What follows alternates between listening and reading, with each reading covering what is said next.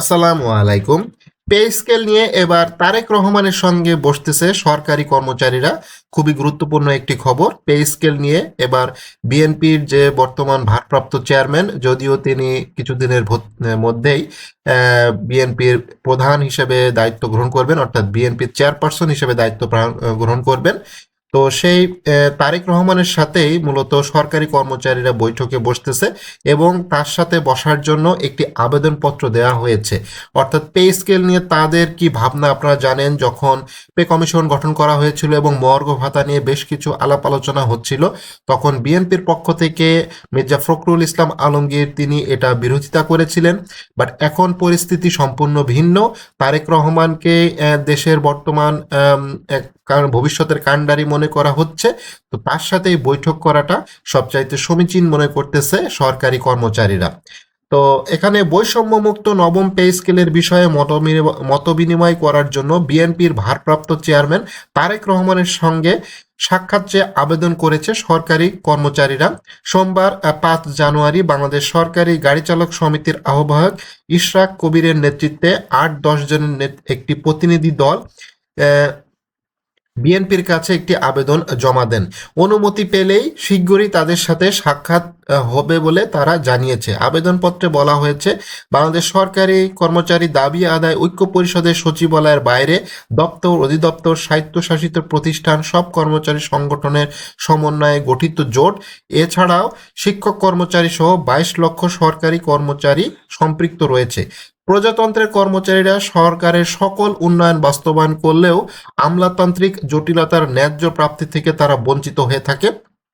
এবং এতে আরও বলা হয়েছে, 2015 সালে বৈষম্যমূলক পে স্কেল প্রদানের পর অদ্যাবধি উক্ত সংগঠনের পক্ষ থেকে বৈষম্য নিরসনের জন্য বিভিন্ন সময় বিভিন্ন কর্মসূচি পালন করে আসছে। কিন্তু বিগত সরকারের দাবি পূরণের দূরের কথা, সংগঠনের কথা আমলে না নিয়ে বিভিন্ন আইনি প্রয়োগকারী সংস্থার মাধ্যমে জুলুম অত্যাচার চালিয়েছে। বর্তমান সময়ে বাজার মূল্যের লাগামহীন ঊর্ধ্বগতি, সেবা খাতের ব্যয় বৃদ্ধি, পরিবারের ভার পোষণ ব্যয় বৃদ্ধির দরুন 11 থেকে 20 গ্রেডভুক্ত কর্মচারীরা মানবেতর জীবনযাপন করতেছে। তাই চলমান জীবন বাস্তবতার নিরিখে প্রজাতন্ত্রের কর্মচারীর নিম্নাক্ত 7 দফার দাবির বিষয়গুলো অবগতির জন্য সাক্ষাৎ করে মূলত তুলে ধরা হয়। এই 7টা দাবি তো আপনারা কম বেশি জানেন, তারপরেও আমি আপনাদেরকে বলতেছি। এখানে 1:4 অনুপাতে 12 ধাপে সর্বনিম্ন 35,000 টাকা বৈষম্যহীন নবম পে স্কেল বাস্তবায়ন করা। তো এইটাই মূলত দাবি থাকবে বিএনপির ভারপ্রাপ্ত চেয়ারম্যান তারেক রহমানের কাছ থেকে।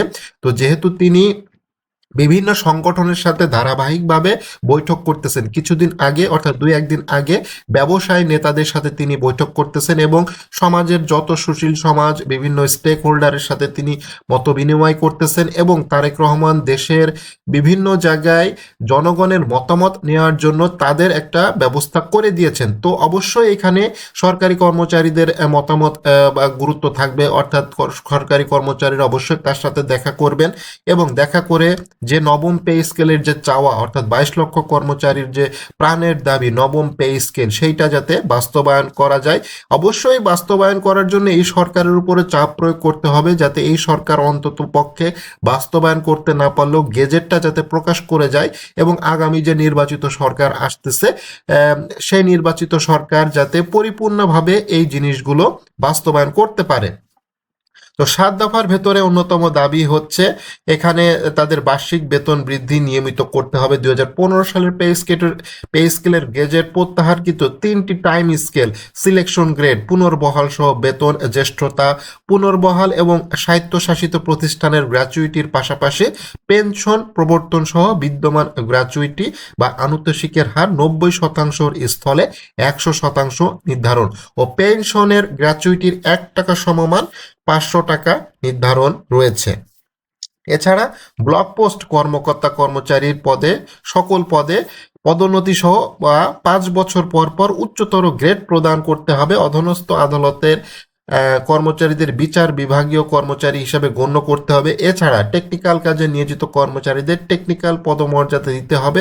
কর্মরত কর্মচারীদের বেতন স্কেল শেষ ধাপে উন্নীত হওয়ার বার্ষিক বেতন বৃদ্ধি হচ্ছে না বিধায় চাকুরিতে কর্মরত বার্ষিক বেতন বৃদ্ধির অব্যাহত রাখতে হবে। এছাড়া এর ধরনের অনেক রয়েছে, যেমন চাকরিতে প্রবেশের বয়সসীমা 35 ও অবসরের বয়সসীমা 32 বছর নির্ধারণ করা, দুঃখিত 62 বছর নির্ধারণ করা অবসরের বয়সের ক্ষেত্রে। এবং যেহেতু এই সরকার 32 বছর নির্ধারণ করেছে সরকারি চাকরিতে প্রবেশের বয়স, সেইটাকে বাড়িয়ে 35 করার জন্য আহ্বান করা হয়েছে। তো এই বিষয়গুলো দাবি তো অনেকগুলোই আছে, এই দাবিগুলো আপনারা কম বেশি সকলেই জানেন।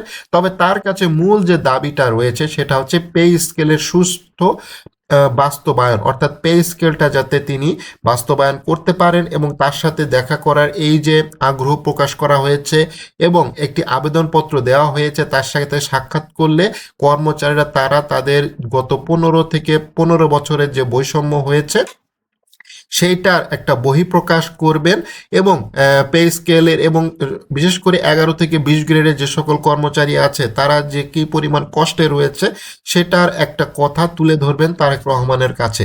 তো এইটাই মূলত মূল বিষয়। এবং পে স্কেলের জন্য তারেক রহমানের সাথে দেখা করতেছে সরকারি কর্মচারীরা এবং এটা খুব দ্রুতই হয়তো তিনি আবেদন পত্রটি গ্রহণ করবেন এবং তাদেরকে আমন্ত্রণ জানাবেন। এবং এদিকে পে কমিশন কিন্তু তাদের কাজ করে যাচ্ছে। পে কমিশন এই সপ্তাহ বা সামনের সপ্তাহের মধ্যে তাদের একটি চূড়ান্ত মিটিংয়ের কল করবেন। সেই মিটিংয়ে মূলত বেতন গ্রেড এবং সর্বোচ্চ সর্বনিম্ন বেতন কত হবে সেই বিষয়ে আলাপ আলোচনা হবে এবং এটার মাধ্যমে তারা খুব দ্রুততার সাথে, অর্থাৎ নির্বাচনের আগেই সরকারের কাছে যে পে কমিশনের যে রিপোর্টটা সেটা জমা দিতে পারবেন। পে কমিশন চাচ্ছে আরও 2টা বৈঠক করতে, অর্থাৎ পূর্ণ কমিশনের যে সভা সেটা অনুষ্ঠান করতে চাচ্ছে। তো সেটার ফলে যেটা হবে, তাদের ভেতরে যে ধরনের মতভেদ রয়েছে সেই মতভেদগুলো দূর করে একটা সুন্দর, একটি ভালো এবং একটি বাস্তবসম্মত রিপোর্ট সরকারের কাছে দিতে পারে, সেটাই পে কমিশনের মূল লক্ষ্য। আসলে পে কমিশন তাদের যে রিপোর্টটা দেওয়ার পরে যে জিনিসটা হবে, সরকার এটা গেজেট আকারে প্রকাশ করতেও পারে অথবা আগামী নির্বাচিত সরকারের কাছে হস্তান্তর করে যেতে পারে। তো ধারণা করা হচ্ছে আগামী নির্বাচনে বিএনপি জয়যুক্ত যদি হয়ে যায় তাহলে তারেক রহমান ভবিষ্যৎ প্রধানমন্ত্রী হওয়ার সম্ভাবনা সবচাইতে বেশি। তো তার কাছেই দাবিটা এখন সবচাইতে বেশি, সকলেই আসলে তার দিকে তাকিয়ে রয়েছে। তো এই যে সংকটময় মুহূর্তে তারেক রহমানই একমাত্র ভবিষ্যতের কাণ্ডারি হিসেবে নিতে যাচ্ছে সরকারি কর্মকর্তা কর্মচারীরা। তো সেইটার জন্যই মূলত পে স্কেলের বিভিন্ন স্টেক হোল্ডার, বিভিন্ন কর্মচারী সংগঠন তারা এক প্রকার মনে মনে সিদ্ধান্ত নিয়েছে যে সরাসরি তারেক রহমানের সাথে দেখা করে তা নিজেদের যে সমস্যা আছে, অর্থাৎ এই যে 22 লক্ষ কর্মচারী যে কষ্টে আছে, বর্তমান যে দ্রব্যমূল্যের দাম সেটার সাথে 6 সদস্য বিশিষ্ট একটি পরিবার কিভাবে চলতেছে সেটার দুঃখ কষ্ট তারেক রহমানের সাথে শেয়ার করা, এটাই হচ্ছে মূল উদ্দেশ্য। তো পে স্কেলের যাবতীয় সমস্যা নিয়ে তারেক রহমানের সাথে আলাপ আলোচনা করলে হয়তো তিনি একটি ভালো একটা ধারণা দিতে পারবেন এবং এই বিষয়টা অবশ্যই তিনি নজরে নেবেন।